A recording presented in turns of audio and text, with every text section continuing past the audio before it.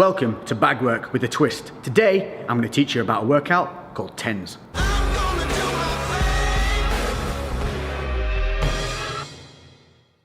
So what's up guys, and welcome to something a little bit different, and this is a heavy bag reps workout. Now what do I mean by that? What I mean is you don't need a timer. This is all about the number of punches you're going to be putting in. So this is basically something that's going to help you build that motor pathway to your punches. It's going to help you learn, but also it's going to be a good cardio workout, it's going to be a good muscular workout, and it's going to help you push those mental boundaries. So without further ado, let's get on and look at what we're doing today. First things first, equipment that you're going to need. Some simple gloves, 12 ounces to 16 will protect your hands enough for this. Most gyms will have them for you to borrow, so don't be afraid to ask. If not, you can get any old relatively inexpensive ones.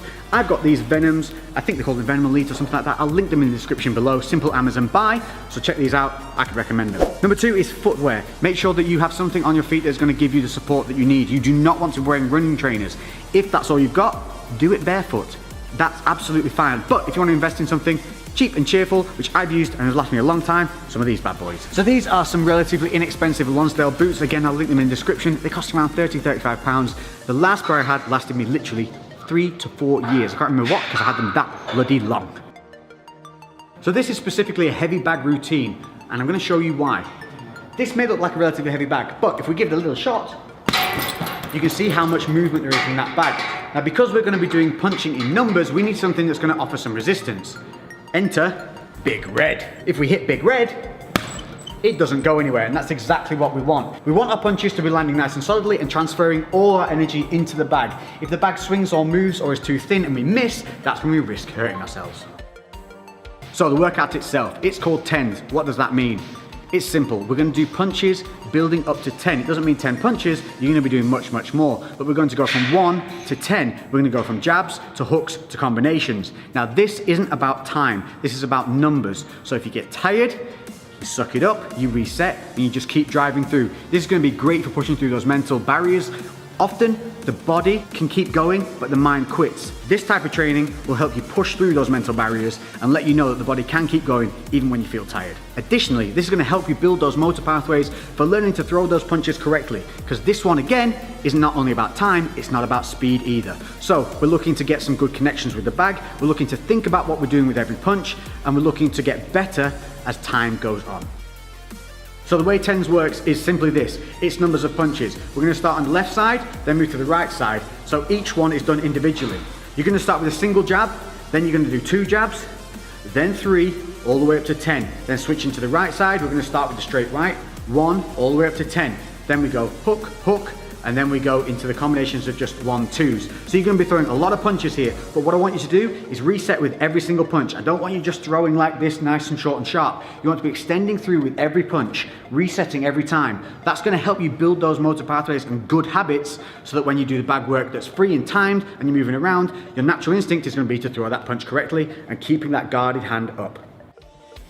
Now, if you're new to the bag work, or you just need a little bit of a reminder, I'm constantly reminding myself to do things, that's the only way we learn. Let's just start with the foot placement and how we should be throwing these punches. So, taking a look at the feet. Front foot wants to be planted, back foot wants to be slightly elevated. We're going to be rotating our hips through the punches, and we drive through that back foot. So we want to avoid is leaving the floor at any time. A lot of people have a tendency to jump whilst punching. So we want to stay planted, we're going to roll through. I'm right-handed, so my left side is my lead side. If you happen to be southpaw, obviously your right side would be your lead side, and that would be your lead leg. But for me, left leg is the lead leg. From here, I'm going to keep my hands up high, keeping my guard. And you can see my left shoulder is further forward than my right shoulder. So we're not standing square on. From here, what we're going to do is we're going to throw the punch out. We're going to roll the hips through.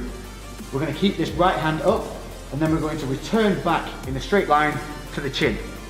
These are the mechanics that we want to start building in and making a good habit. So I'm making sure that I maintain my distance, because at this point I'm probably a little bit tired. So just making sure that distance stays and I'm not stepped in too close. At any point, if you do step in too close, just reset and stand back out. It should go something like this. 1, 2.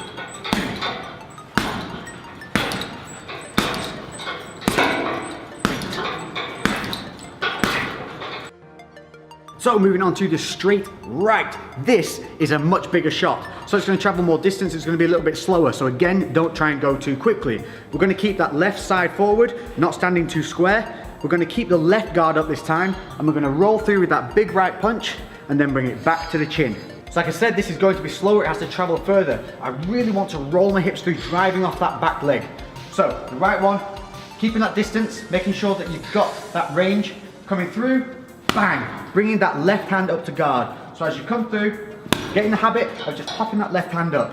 So when we're throwing them in multiples, slow it down, make it count.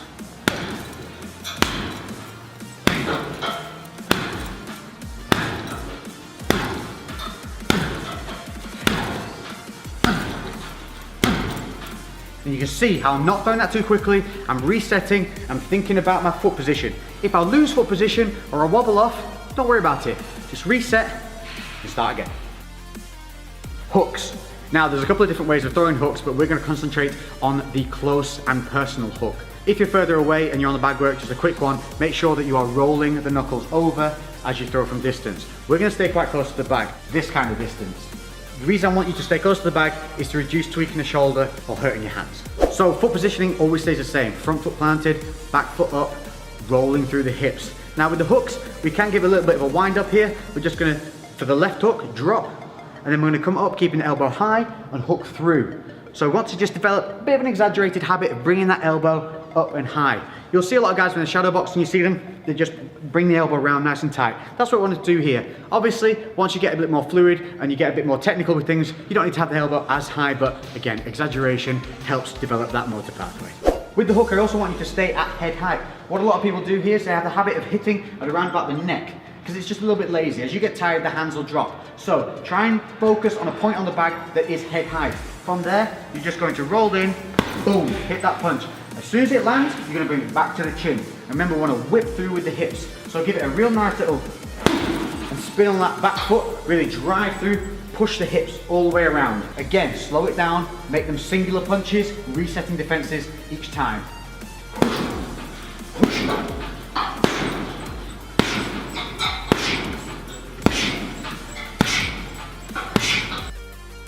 Now if you're like me, one of your hooks will feel more comfortable than the other. For me, my left hook's very natural, but the right hook seems to feel a little disconnected because it's traveling further. With the left hook, I tend to turn my hand over and really bring it in. With the right, I tend to like to punch up close with the hand like this rather than this. So I'll come in with the right hook like so. For me, it just connects better and it feels more natural. But if keeping the hand turned over feels good to you, that's going to help you keep the elbow up. So whichever way you do it, just think about remembering to keep that elbow nice and high, keeping the other side guarded, as always, to keep the elbow nice and high. Noticing as I throw the right, the left comes up to guard that counter punch side.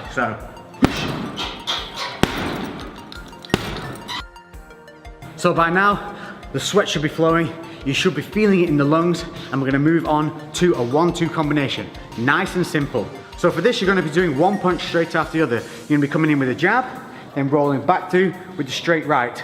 So you'll have seen this often, a lot of people do it on pads and with the mitts, but what we don't want to start doing is those habits of bringing the hands down and rolling them under, or starting to stunt our punches. So again, slow it down, really reach, pop, pop, reset, pop, pop, reset. Now we're going to be going 1-2 counts as 1 rep. To stop with confusion of the numbers, simply count your right punch. So with every 1-2, this is going to count as 1, so it'll be 1, 2, 1, 2, 3, 4, 5, 3.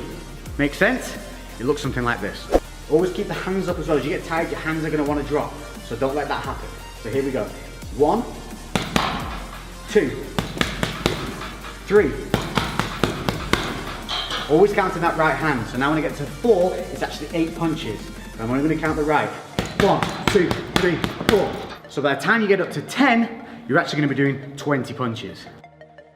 So there you have a nice variable that is an untimed, great workout using the heavy bag that's going to help you build that motor pathway. It's going to seriously work the muscles of the triceps, the back, the core. Make sure that you're driving through your legs. Make sure that guard stays up. Don't let the hands drop. Break those mental boundaries.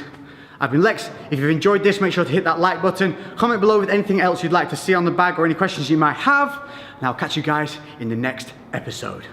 I'm out.